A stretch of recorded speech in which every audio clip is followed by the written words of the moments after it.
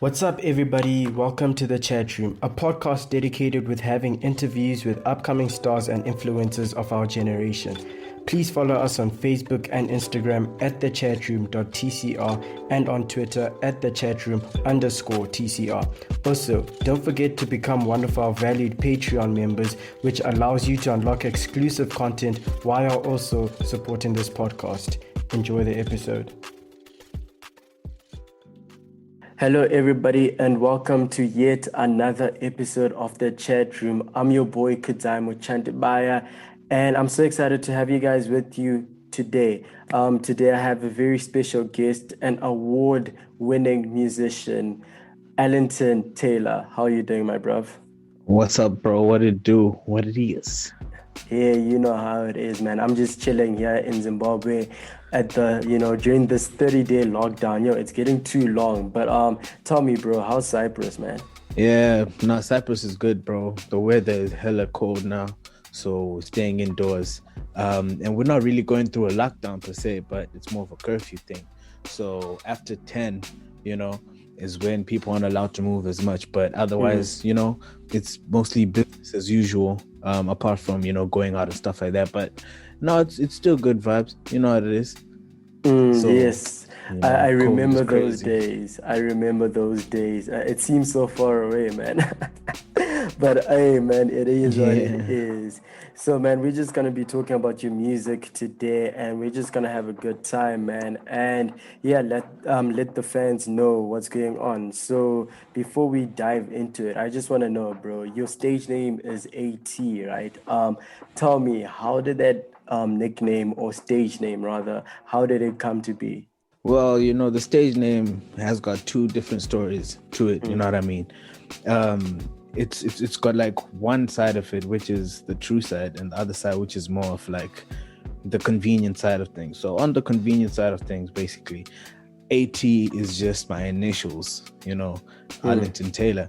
But if you really look at it on the real, like the reason why the name came up is when I was younger, starting off high school, where people really couldn't say my name. And this one homie of mine, he fumbled. He was trying to say Arlington and he said AT.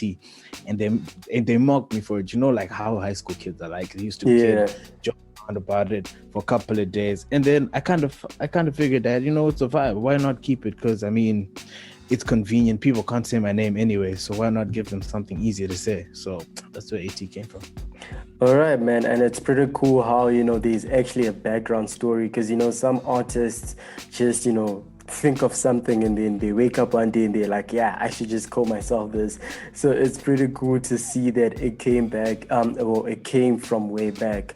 So my second question, bro, is, and it's in line with your name. I noticed that your Twitter handle is very interesting, actually, and I find it really cool. But it's, underrated artist. So I just want to ask you, bro, why do you think you're the most underrated artist? I feel like, I've been doing this music thing for a very long time, but I only got serious with it in 2014. But I've been making music since like 2008. So it's been a very long time since I made music.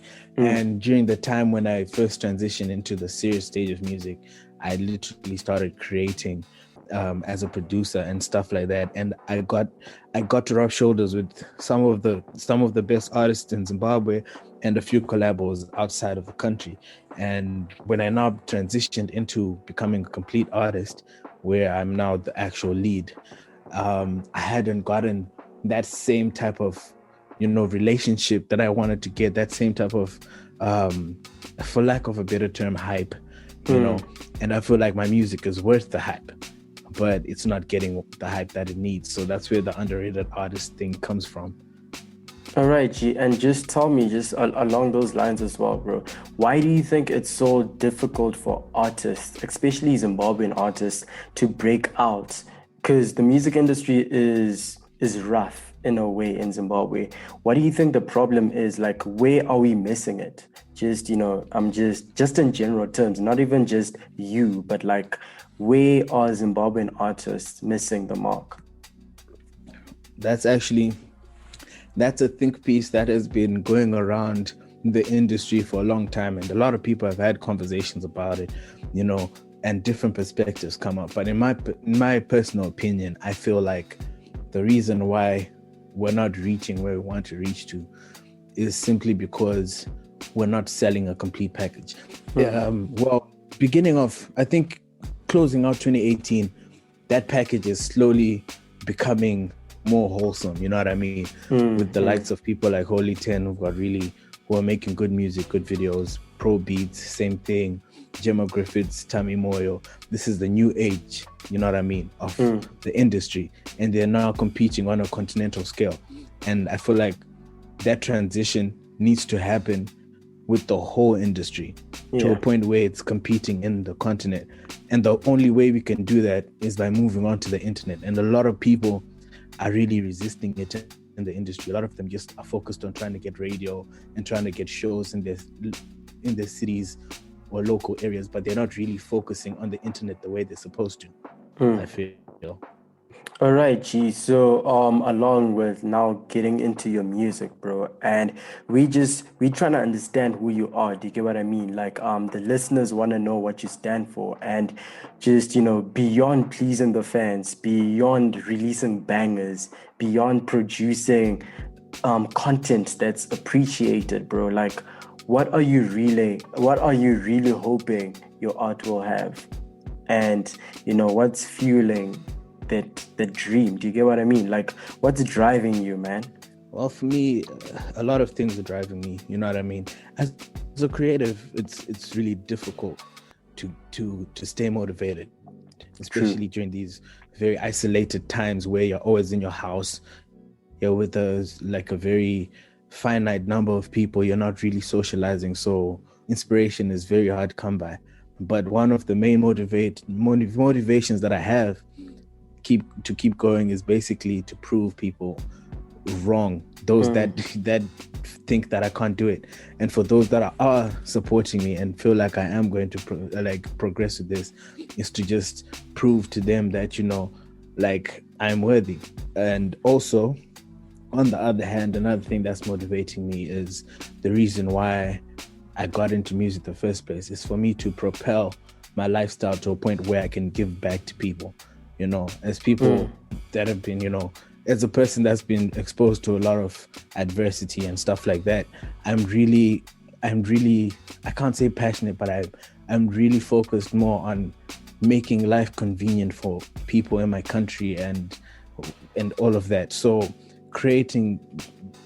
being able to create opportunities, for jobs, employment, creative spaces and things like that is something that I really want to do once the success comes into fruition. So yeah.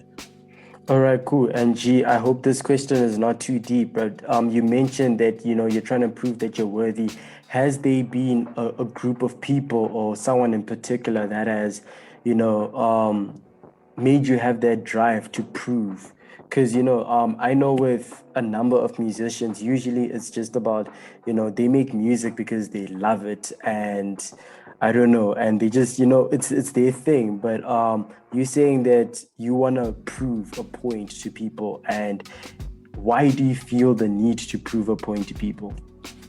Well, initially making music was my form of expression, you know what I mean? As a person who's definitely not as articulate with words, or who wasn't articulate with words when I started with music, like making music was a form of expression of my thoughts and my perspective on life. And once you get into the music industry, you're met with a lot of pushback, you know what I mean? A lot of producers, a lot of managers, A&Rs, record labels, you name it, TV channels, music, radio stations, all of that. Most of the times when you're still creating your sound or when you're still building your brand, they're always pushing you back. They're always bringing you down. They're telling you you're not worthy, you can't do this, you can't do that. So the fact that I've broken some of those barriers was just a proof of concept. It means that everything they were saying the whole time was wrong. Yeah. So why not just go the whole way and just become a complete quote unquote star, So that's basically the proving point, the proving factor. It's not necessarily a person, but proving to the energy of the industry that I'm worth, the time. Oh man, that's some crazy stuff right there, man, and we love to see it, bro. And again, your genre of music is love. Well, most of your songs are love songs. And is there, someone in particular, a lady friend that you sing to, or is it just, a genre that you decided to get into because you've got the voice for it? Well, initially when I started off rapping as most artists do, Yeah. trying to get a hang of the music thing. But like as time went on, I started discovering that I could sing. And a friend of mine always used to persist that, we should always make music for women. Because, I mean, like the men always listen to the music that women listen to in like trying to impress them. So as a business strategy for me, that was a really good angle to look at. But also artistically, I feel like there are a lot of emotions that men don't express towards women. We try to suppress like a lot of emotions, a lot of thoughts towards women, and it's sort of my way of speaking for the general male populace that are quiet. You know what I mean? Sort of expressing for us men like our more sensitive aspects of our emotions that we don't really talk about. And in terms of a female friend or girlfriend, nah, I'm completely single. But I go through situations, I watch movies, and I get attached to their emotions, and it inspires me. Or my friends are in relationships, and it really inspires me to write. That's really where most of it comes from. All right, G, and you've got a trademark that I've noticed in most of your music, and it's something like rap pam pam, something like that, So I just want to ask, and this is just a question for me, man, for my Yeah. curiosity, basically. Where did you get that from, dog? Like, do you like Jamaican music or something? It was a it was a it was a mistake. It was a mistake. It came in layers. Like one of the first things that I started making sort of like my thing was the whole Ndati thing. So a lot of tracks when I do start, I go Ndati and stuff like that.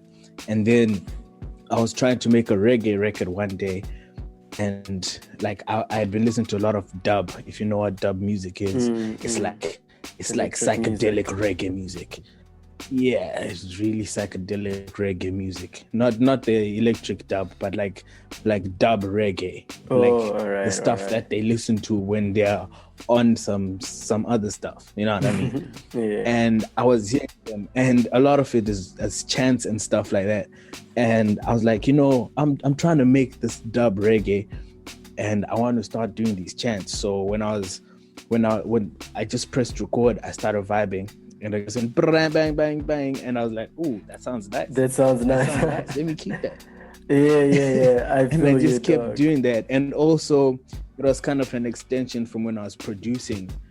My tag goes AT back on the beat like bang, so I was like, let me just find like a reggae way to extend that. You know what I mean? So that's what it was.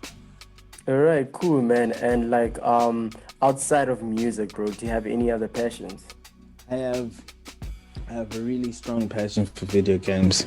I like playing video games. I like discovering new video games. I also have a very not a passion, but I'm really intrigued by science. I Mm. always thought I was going to be a scientist, though that didn't come out the way I expected. Because science is not a joke. It's not a game. Yeah. But like, yeah, that and video games. So that's really the other side of me, and food, because yeah, I've like because of the whole COVID thing, I really got focused with cooking. So I mean, food has become sort of a passion now, I guess. All right, cool. So we can expect you to become a chef one day, or is that stretching it? Yeah, you never know. You never You know. never know. Definitely a cooking show is gonna happen. Oh man, no, we love to see it. Well, you know what? I'm just gonna remind you about this in maybe 5 years, and I'm gonna be like, remember when you said you're gonna have a cooking show? So be careful what you say, bro. I'm speaking it into fruition. A friend of mine says, always manifest what you want. So the You fact know that what I it said it is. means it's gonna happen. Smart friend. So we're just gonna take some time, to answer. Well, I'm gonna ask you questions which require a one-word answer.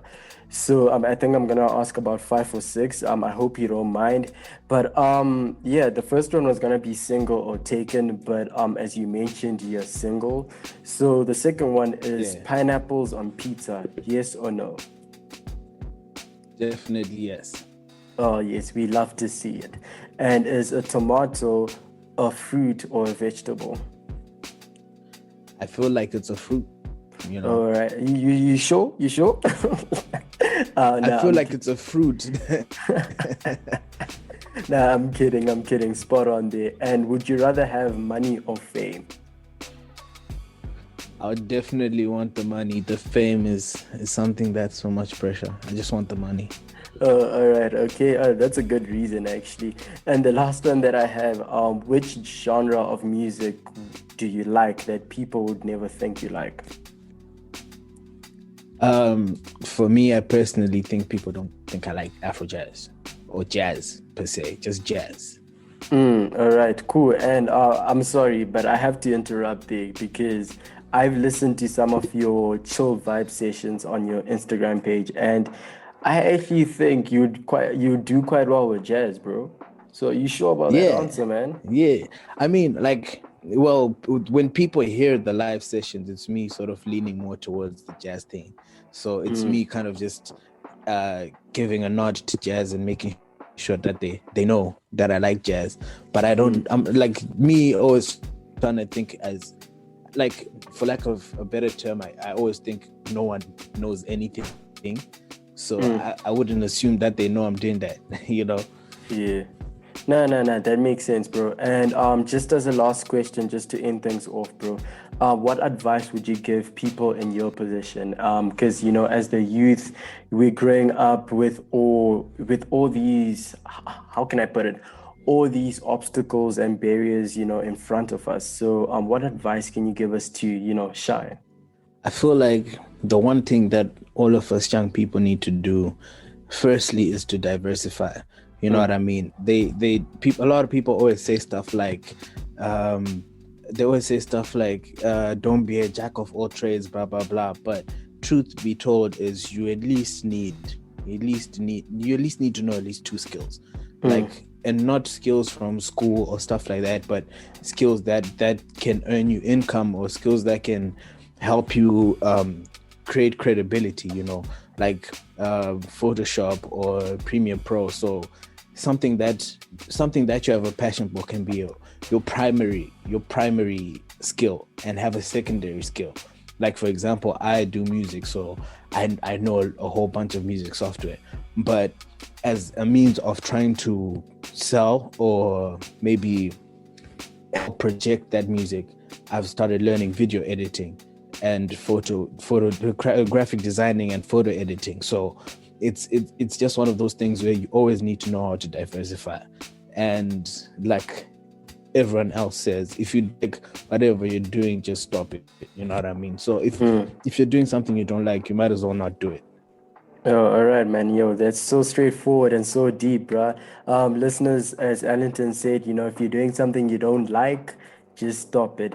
But Ellington, bro, thank you for coming on and letting us into your life, bro, and just letting us know a little bit more about your music and yourself. So shout out for that, bro. No, best believe, bro. This was great. Really appreciate you having me on here, and like I'm excited to see your platform expand, because this is like literally the foundation of data collection for Zimbabwe. This is such a great channel, man. Like a great channel to channel that, for lack of repetition. But you're doing some good stuff, bro. Like vibes, complete vibes. I like it. Thank you so much, bro. And I appreciate your words, bro. And just to let you guys know, well, I'm no longer doing this alone. I have a few guys on board that are helping me out. And yes, we best believe it is going to continue to grow. But that is it for this episode. Thank you, listeners, for joining us once again. Please do remember to follow us on Facebook, on Instagram, and on Twitter. And please remember to engage, guys. We really want to know your opinions. We really want you guys to ask our guests questions. I'm sure they are willing to answer some of those questions within reason, of course. But thank you, Arlington. And yeah, that's it from me. Peace. Yeah, thank you. Peace, man.